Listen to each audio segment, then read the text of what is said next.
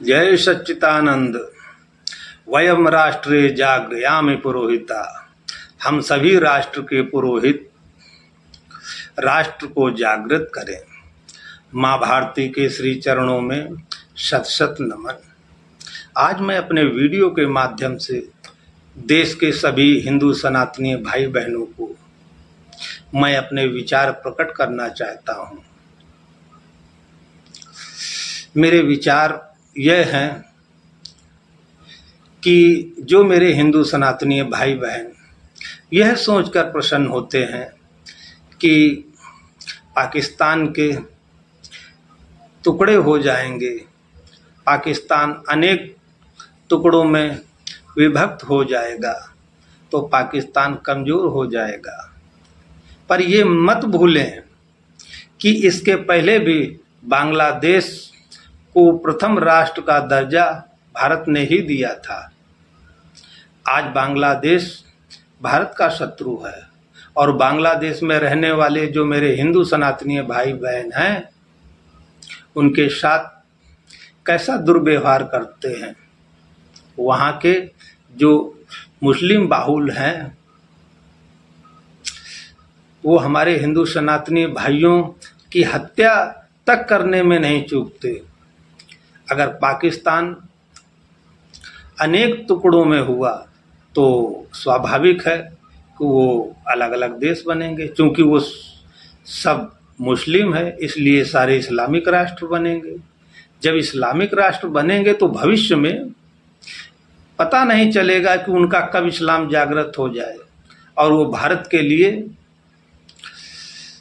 शत्रु बनकर खड़े हो जाए। ये हम सबको समझना पड़ेगा। अब बात रही पीओके की, तो पीओके तो हम लेंगे ही लेंगे।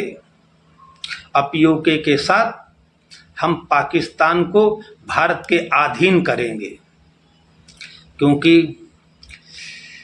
पाकिस्तान ने जो हमारे निर्दोष हिंदू सनातनी भाई बहनों को कलमा ना पढ़ पाने पर जो उनको गोली मरवाई है, यह आतंक हम कब तक सहन करेंगे। क्योंकि इसका मूल कारण एक और भी है कि शत्रु सीमा पार ही नहीं है, हमारे देश के अंदर भी है। जो परोक्षे कार्य हंतारम मुखे प्रिय वादनम, पीठ पीछे तो हमारे कार्य का बहिष्कार करते हैं और हमारे कार्यों का नाश भी करते हैं और मुख पर बड़े प्रिय वचन बोलते हैं। तो यह नीति हमें समझनी होगी। जब तक हम यह नीति उनकी नहीं समझेंगे तब तक शत्रु हमारे घर में ही नाग बनकर पलता रहेगा और एक दिन ऐसा आएगा वो हमें ही डसेगा। क्योंकि आप यह समझिए कि इसी देश में बहुसंख्यक मुस्लिम हैं, फिर भी वह अपनी बेटियों की शादी पाकिस्तान में करते हैं। इसका मतलब भविष्य में वो गजवा हिंद की तैयारी कर रहे हैं। इसलिए मेरे प्रिय हिंदू सनातनी भाई बहनों, एक विचारधारा के सूत्र में बंधो। जब तक एक विचारधारा के सूत्र में नहीं बंधोगे तब तक कमजोर रहोगे, और जब तक कमजोर रहोगे तब तक शत्रु हमारा इसी कमजोरी का फायदा उठाता रहेगा। यह हमें समझना पड़ेगा। हम तो युगों से बहुत ही उदारवान रहे हैं। अयम निजा परो वेति गणना लघु चेत शाम, उदार चरिता नाम तु वसुदैव कुटुंबकम। यह मेरा है, यह दूसरे का है, ऐसा विचार रखने वाले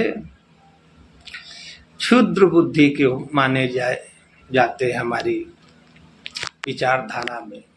और हमारे लिए वसुदैव कुटुंबकम, पूरा भूमंडल ही परिवार है। पर समस्या यहाँ यह खड़ी होती है, क्या भूमंडल के अन्य देश इस सूत्र अनुसार हमें अपने परिवार का हिस्सा मानते हैं। अगर वह हमें अपने परिवार का हिस्सा नहीं मानते तो हमें अपने आत्मसम्मान के लिए तैयार होना पड़ेगा, क्योंकि हमारे आत्मसम्मान की रक्षा के लिए हमें बचाने कोई नहीं आएगा। क्योंकि राजा आ जाए कल चले गए, नेता आ जाए कल चले गए, हमें स्वतः सशक्त मजबूत होना पड़ेगा।